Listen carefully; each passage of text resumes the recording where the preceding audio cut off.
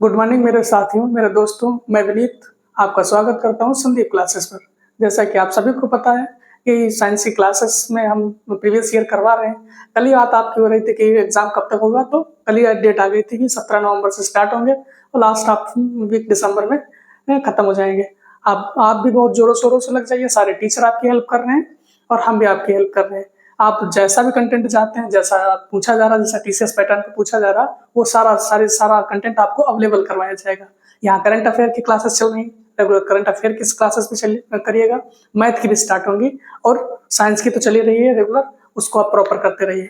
Time बिल्कुल भी नहीं खराब करना है, प्रॉपर पढ़ना है, नोट्स पढ़ना है, रिवाइज करना है मल्टीपल टाइम में, और टेस्ट भी करने हैं डेली। और साइंस में जो गलतियां हो रही हैं उसको लिखते रहिए। और जो जो हम यहाँ बताते हैं, अब ऐसा नहीं है, आप पीटी में देख लीजिए, आपने मैराथन देखी होगी तो उसमें से बहुत सारे क्वेश्चन डिक्टो क्वेश्चन वैसे ही आए थे।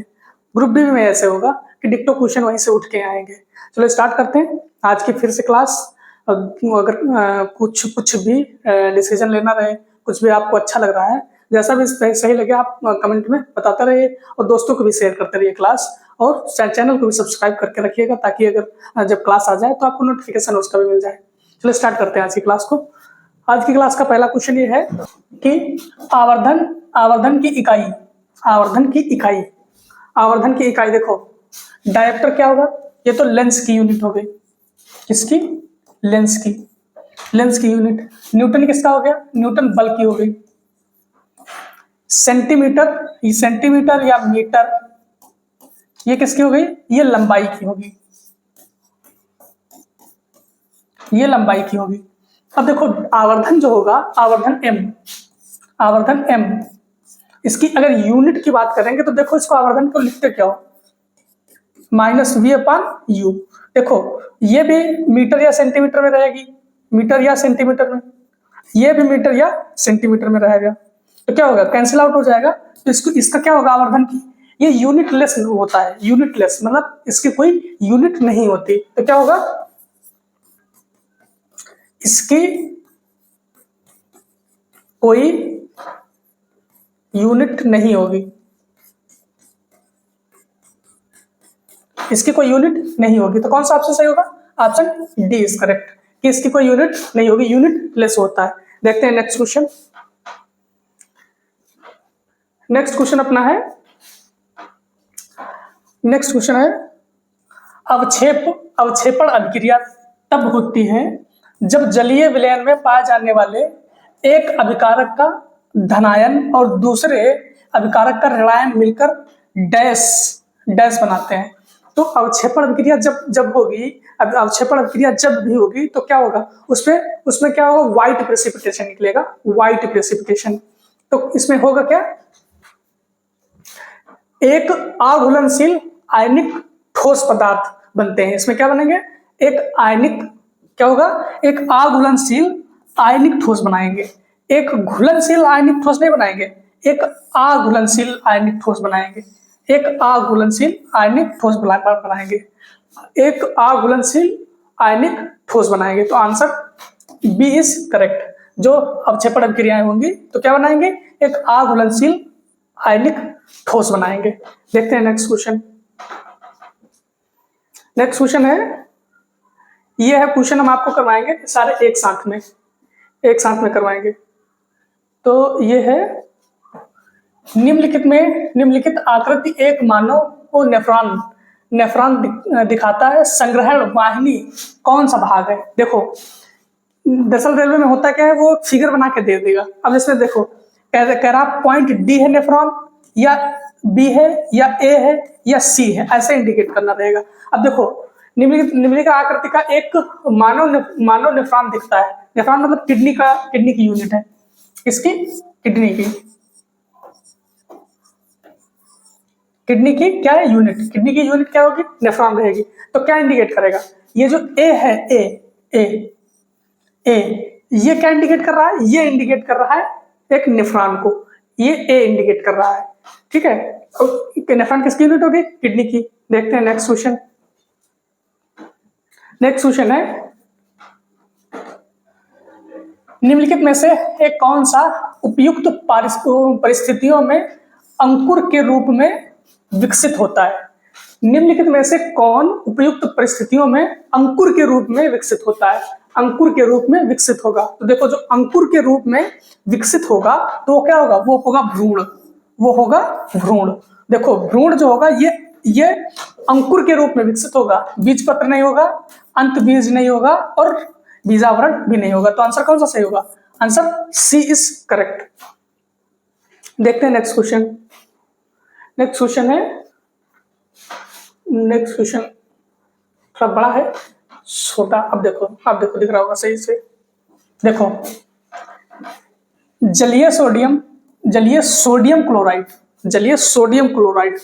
मतलब NaCl, सोडियम क्लोराइड के हाइड्रोलाइटिक अपघटन के दौरान क्रमशः एनोड और कैथोड में निम्नलिखित में से कौन सी गैसें विकसित होती? देखो, क्या है?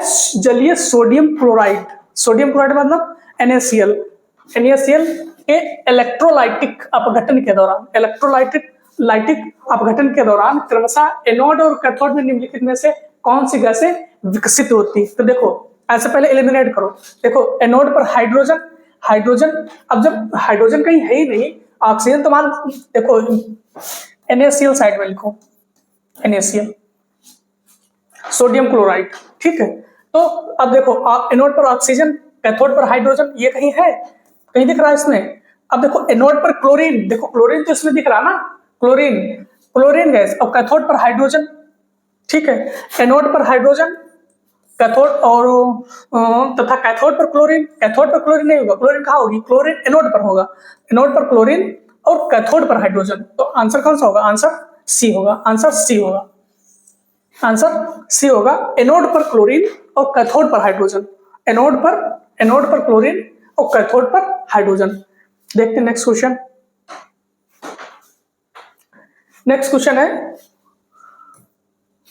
है क्या होता है जब जलीय सिल्वर नाइट्रेट को सोडियम क्लोराइड विलयन में मिलाया जाता है? जब जलीय सिल्वर नाइट्रेट को सोडियम क्लोराइड के साथ में मिलाया जाता है तो क्या बनाता है? ये बनाएगा व्हाइट प्रेसिपिटेशन, व्हाइट अवक्षेप बनाएगा।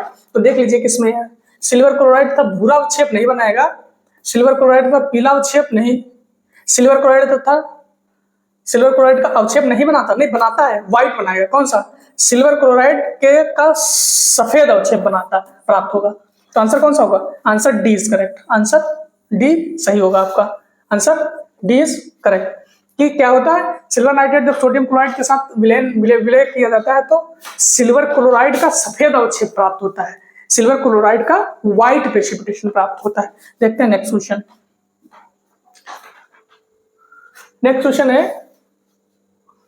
नेक्स्ट क्वेश्चन, ये सारे क्वेश्चन हम एक बार में करवाएंगे सारे।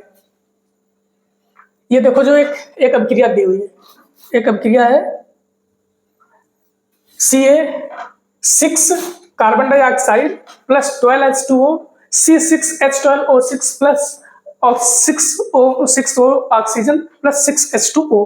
ये आपको देखी लग रही होगी क्वेश्चन। ये क्वेश्चन देखी लग रही होगी, किसके? ये प्रकाश संश्लेषण के। तो देख लीजिए, सूर्य का प्रकाश और पर्णहरित उच्च तापमान नहीं, आप एलिमिनेट कर दीजिए, सारे एलिमिनेट हो जाएंगे। तो क्या बचेगा? सूर्य का प्रकाश और पर्णहरित, जिससे पेड़ पौधे अपना भोजन बनाएंगे, ग्लूकोज बनाते हैं। देखो, तो वही क्वेश्चन ये है। देखो, ये वाली। देखते हैं नेक्स्ट क्वेश्चन है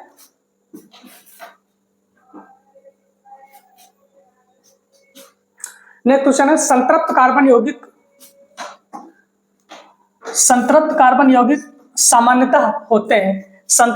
यौगिक सामान्यतः होते हैं। अब देखो, हाइड्रोकार्बन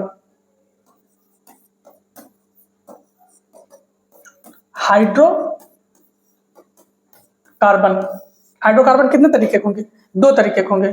कितने? 2 तरीके के होंगे। नंबर 1 संतृप्त हाइड्रोकार्बन, नंबर 2 असंतृप्त हाइड्रोकार्बन।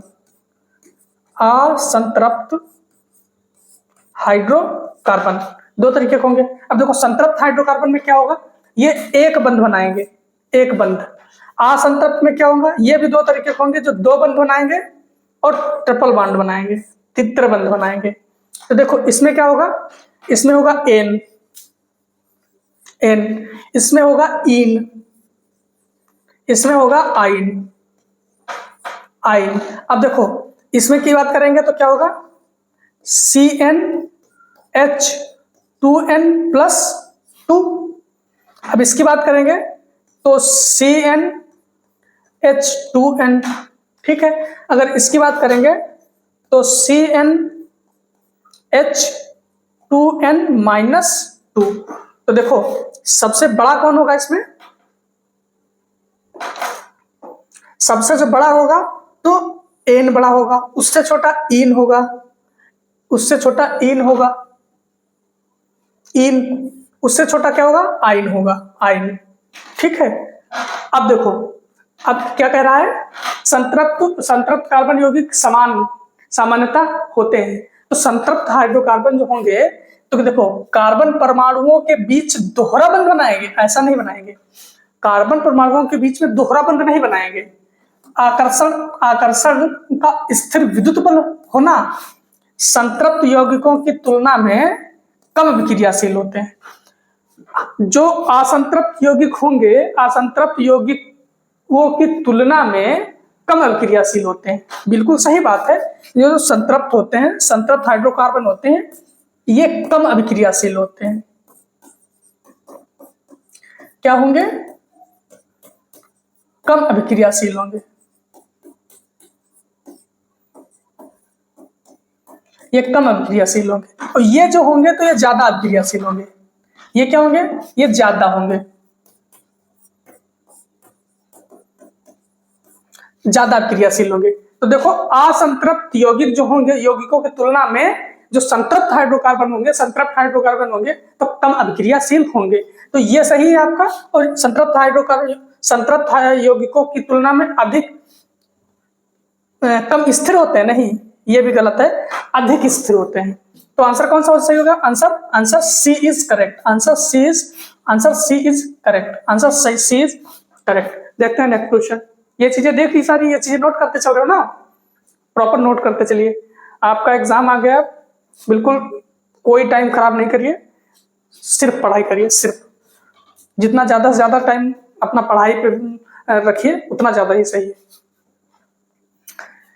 नेक्स्ट है, यदि 15 ओम प्रतिरोध की कुंडली ए तथा 5 ओम प्रतिरोध की कुंडली बी समय परिवर्ती चुंबकीय क्षेत्र के अधीन है, तो इन कुंडलियों में प्रेरित धारा मतलब आई पूछ रहा, आई देखो ए है, मान लो ए है जिसमें ए आर कितना दिया गया, रेजिस्टेंस कितना, आर ए 15 ओम।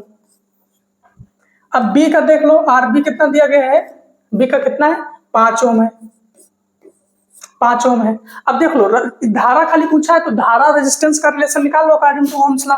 तो V बराबर क्या होगा, आई आर होगा।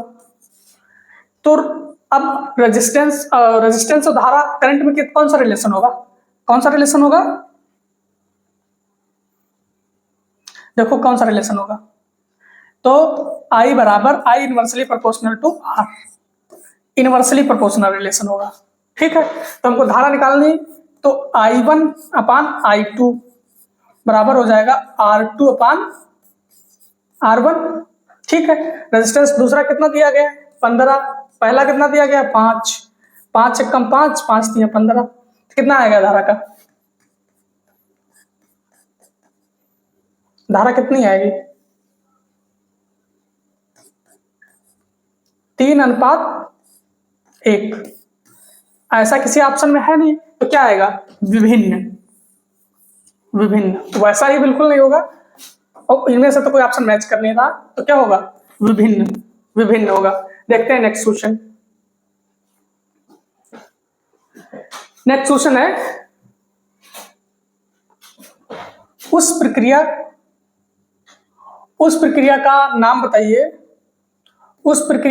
बताइए जिसके माध्यम से कोशिका झिल्ली में गैसीय विनिमय होता है, जिसके माध्यम से कोशिका झिल्ली में गैसीय विनिमय होता है, गैसीय विनिमय होगा। तो देखो किसके माध्यम से होगा, आप अगर ढंग से पढ़े हो तो बता दोगे किसके माध्यम से होगा। तो किसके, परासरण या फिर प्रसरण या परासरण या फिर अंतर्गर्भाशय कला या फिर अवशोषण। तो ये किसके किसके वजह से होगा? प्रसरण। प्रसरण ऑप्शन ए इज करेक्ट, प्रसरण की वजह से होगा। देखते हैं नेक्स्ट क्वेश्चन। नेक्स्ट क्वेश्चन है अपना, आधुनिक आवर्त सारणी में परमाणु आकार समूह में नीचे की ओर बढ़ता है, क्योंकि नीचे की ओर बढ़ता है तो क्या किस वजह से बढ़ेगा? परमाणु प्रभार बढ़ता है, इलेक्ट्रॉन त्यागने की प्रवृत्ति कम होती है, कोश की संख्या बढ़ती है या संयुक्त बढ़ती है। तो क्या बढ़ेगा? कोषों की संख्या बढ़ती है, कोष की संख्या बढ़ती है। ऊपर से नीचे आने पे तो क्या होगा? आकार बढ़ेगा, आकार बढ़ेगी। वो बढ़ेगा क्यों? क्योंकि उसके कोष की संख्या बढ़ जाती है, कोष की संख्या बढ़ जाती है। तो ऑप्शन सी इज करेक्ट। देखते हैं नेक्स्ट क्वेश्चन। तो नेक्स्ट क्वेश्चन अपना है ट्रायड्स नियम। ट्रायड्स शब्द का प्रयोग किसने डैश ने किया था? तो ट्रायड प्रयोग किसने किया था? देखो न्यूलैंड ने कौन सा नियम दिया? ये अष्टक नियम, न्यूलैंड अष्टक, ये अष्टक नियम दिए, ठीक है। मेंडलीव ने आवर्त सारणी दी, आवर्त सारणी, आवर्त सारणी कैसे? परमाणु भार के अकॉर्डिंग। मोजले ने आधुनिक आवर्त सारणी,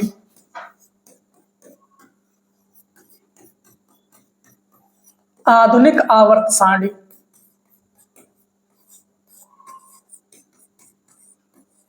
आधुनिक आवर्त सारणी दी। इन्होंने कैसे दी? परमाणु क्रमांक, बढ़ते हुए परमाणु क्रमांक के अकॉर्डिंग, परमाणु क्रमांक, परमाणु क्रमांक, ठीक है। अब देखो डोबेरोनर ने कौन सा दिया? ये ट्रायड नियम दिए थे। तो आंसर कौन सा हुआ? Answer A is correct, answer A correct. तो जो ट्रायड नियम दिया था तो किन्होंने? डोबेरोनर ने दिया था। देखते हैं नेक्स्ट क्वेश्चन। नेक्स्ट क्वेश्चन है अपना ये नेक्स्ट क्वेश्चन न्यूमेरिकल है। मान लीजिए कि एक सर्किट में 220 वोल्ट की विद्युत आपूर्ति लाइन पर कई विद्युत लैंपों का उपयोग करने की आवश्यकता होती है और उन्हें 20 वाट के रूप में रेट किया जाता है। यदि अधिकतम अनुपात धारा 10 एम्पियर है तो 220 वोल्ट लाइन के दो तारों के बीच एक दूसरे के समांतर में जोड़े जा सकने वाले लैंपों की संख्या कितनी होगी? अब देखो मान लीजिए कि एक सर्किट में 220 वोल्ट, अब देखो जो गिवन वो पहले लिखो, 220 वोल्ट आपूर्ति लाइन कई विद्युत लैंपों का प्रयोग किया जाता है जिसमें उन्हें पावर कितनी दे गई? पावर दे दी गई है 20 वाट। 20 वाट। धारा आई कितना दे दिया तुमको? 10 एम्पियर, ठीक है। अब विद्युत लैंपों की संख्या पूछ रहा है। विद्युत लैंपों की संख्या कैसे निकालोगे? विद्युत लैंपों की संख्या अब कहीं पे और इतने दिया ना। अब देखो P बराबर वी आई होगा, ठीक है। V बराबर आई आर, तो पावर बराबर क्या हो जाएगा? अगर I की वैल्यू रखेंगे तो V अपान आर, ठीक। तो क्या हो जाएगा? V square by R. यहां से R निकाल लेंगे अपना। देखो पावर तो दिया अपना 20, V कितना आ गया? 220 का स्क्वायर, R कितना आएगा? निकाल लेंगे R। तो R कितना निकल के आएगा? कैलकुलेशन कर लो कितना आएगा? 220 इंटू 220 बटे 20। तो 1 0 से 1 कैंसिल, 2 1 कम 2, 2 1 कम 2, 2 1 कम 2। तो 11 पड़ा 0, 11 0 0, 11 दूनी 22 के 2 बच गए। अब 11 दूनी 22 तो 24। तो R की वैल्यू कितनी आ जाएगी? 2420 ओम। 2420 ओम। अब क्या कह रहा है, 2420 ओम लैंपों की संख्या बतानी है। तारों के बीच एक दूसरे के समांतर में जोड़े जा सकने वाले लैंपों की संख्या पूछ रहा। अब देखो समांतर में जोड़ा है तो कैसे जोड़ेगा, समांतर में 1/r बराबर, अब समांतर में ऐसे ना जोड़ेगा, 1/r बराबर 1/r1, 1/r2, 1/r3, ऐसे ना जोड़ेगा, ऐसे जोड़ेगा। तो r हमारा है कितना टोटल, 2420। इसमें जो लैंपों की संख्या आपकी आएगी तो 220 के आसपास आएगी, 220 के आसपास। इसको बड़ी अच्छे से एक्सप्लेन करेंगे, जब ये पूरे चैप्टर करवाएंगे तब अच्छे से एक्सप्लेन करेंगे। देखते हैं नेक्स्ट क्वेश्चन। नेक्स्ट क्वेश्चन ये देखो, डीसी और एसी जनरेटर के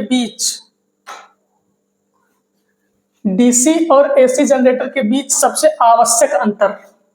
तो डीसी और एसी जनरेटर के बीच सबसे आवश्यक जो अंतर होगा, अंतर डैश है। तो डीसी क्या होगा, डीसी की जनरेटर द्वारा उच्च वोल्टता उत्पन्न होती है, ऐसा तो कुछ नहीं होता है। केवल एसी जनरेटर द्वारा उच्च वोल्टता उत्पन्न की जाती है, ऐसा भी कुछ नहीं होता है।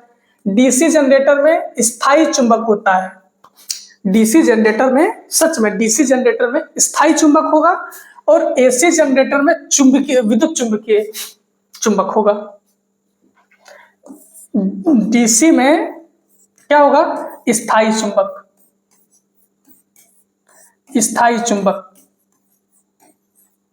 एसी में क्या होगा, विद्युत चुंबक।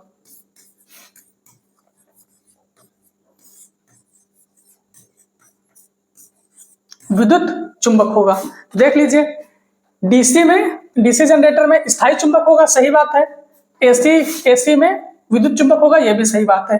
तो ऑप्शन कौन सा करेक्ट होगा, ऑप्शन सी आपका करेक्ट हो जाएगा। डीसी जनरेटर में कंप्यूटेटर का उपयोग करते हैं, एसी जनरेटर में स्लिप का उपयोग नहीं, ऐसा कुछ नहीं। Option C is correct, option C आपका करेक्ट हो जाएगा कि डीसी में स्थायी चुंबक यूज करेंगे और एसी में विद्युत चुंबक यूज करेंगे। देखते हैं नेक्स्ट क्वेश्चन। नेक्स्ट क्वेश्चन अपना है, नेक्स्ट क्वेश्चन है HIV एड्स विषाणु किसके द्वारा प्रेषित नहीं किया जा सकता। मतलब एड्स का अगर कोई पेशेंट है तो किस वजह से नहीं फैलेगा। देखो, यौन संपर्क से तो फैलता है, आपको भी पता है। स्तनपान से भी फैलेगा, हाथ मिलाने से फैलेगा क्या, सोच के बताओ। रुधिर आधान से भी फैलेगा। देखो, अगर कोई एड्स पेशेंट है, अगर उसका रुधिर चढ़ा दिया जाएगा किसी पे तो वो उसी से ग्रसित हो जाएगा, वो भी ग्रसित हो जाएगा।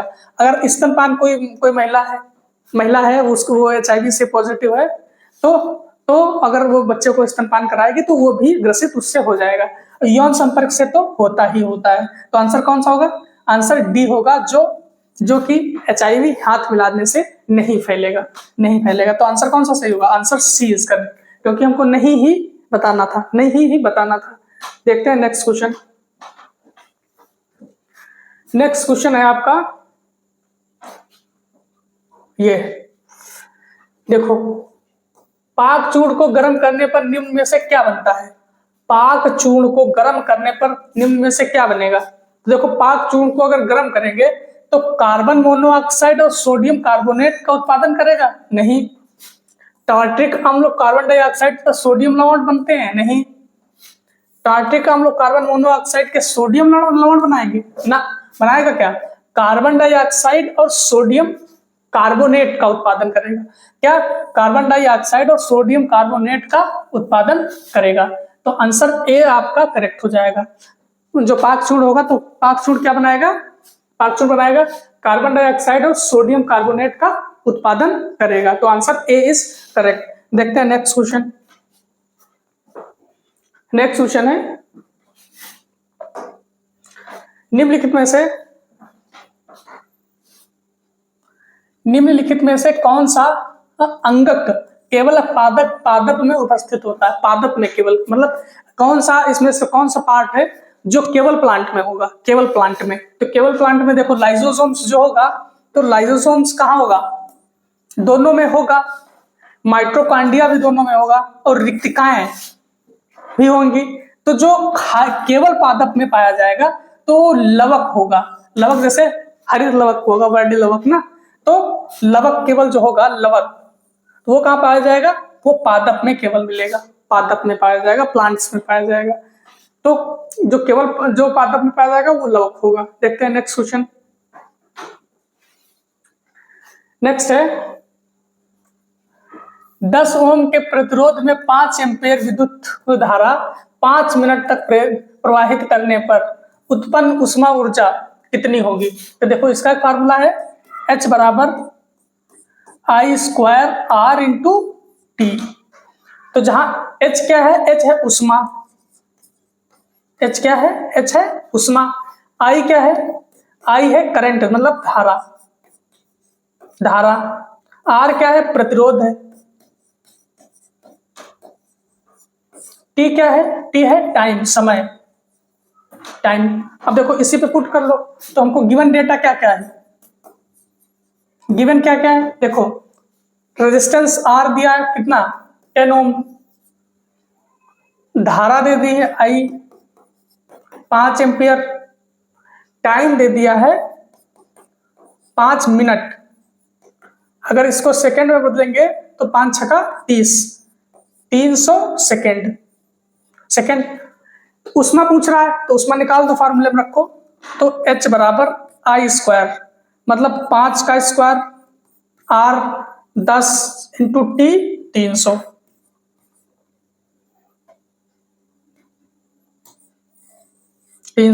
कैलकुलेट करो। देखो 5 × 5 = 25, ये कितना हुआ 3000, तो 25 × 3 = 75,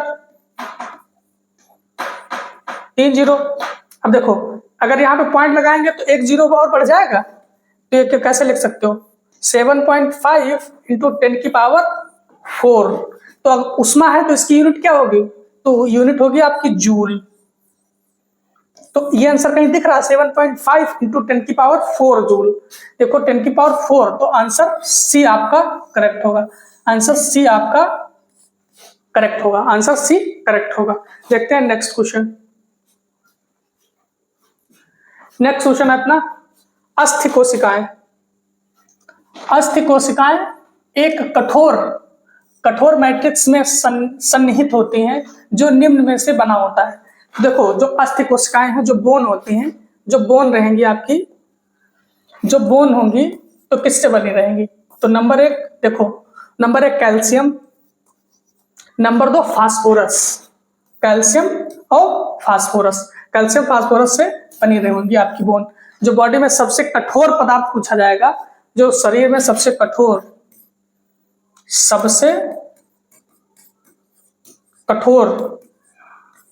पदार्थ पूछेगा शरीर में, तो होगा इनेमल, जो दांतों में पाया जाएगा, इनेमल जो कहां पाया जाएगा, जो दांतों में पाया जाएगा। तो फास्फोरस और पोटेशियम नहीं, क्लोराइड तो बिल्कुल भी नहीं, पोटेशियम और कैल्शियम, कैल्शियम तो चलो ठीक, पोटेशियम नहीं पाया जाएगा, कैल्शियम और फास्फोरस। तो आंसर डी इज करेक्ट। जो आपकी बोन बनी होंगी तो किससे बनी होंगी, कैल्शियम से और फास्फोरस से बनी होंगी। देखते हैं नेक्स्ट क्वेश्चन। तो नेक्स्ट क्वेश्चन,